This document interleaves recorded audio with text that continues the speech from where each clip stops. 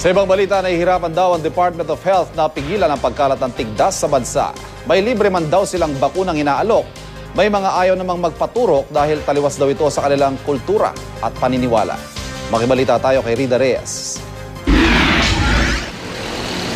Naka-alerto na ang Department of Health dahil sa patuloy na pagdami ng kaso ng tigdas sa bansa.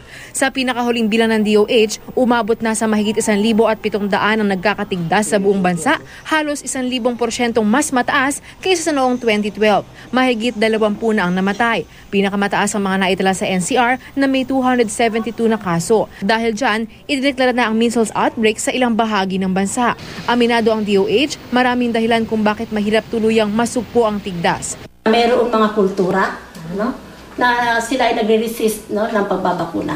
So the chances po na maging 0%,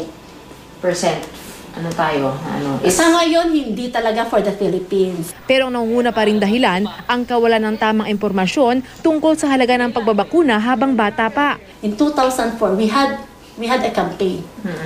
And it took us, we were measles free for 1 year and 6 months. It was because of that very successful campaign, measles campaign. But why did it come back? But then it came back. It was because there was a susceptible bata who developed measles and then infect others. Di rin daw ito mahilin tulad sa sakit na polio na minsan na rin kumalat sa Pilipinas pero madali rin nasugpo ng otoridad. Ang polio kasi madaling ibigay na bakuna. Kasi drops lang siya oral.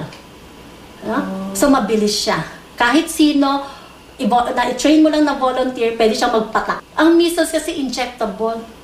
No? Kailangan mo ng skilled na health worker to inject. 2 shots ng anti-measles ang pwedeng makuha ng libre sa lahat ng health center. Nag-umpis na rin magbahay-bahay ang health workers para magbigay ng libreng bakuna. Huwag talaga nila i-delay kasi di natin alam yung ating komunidad. No?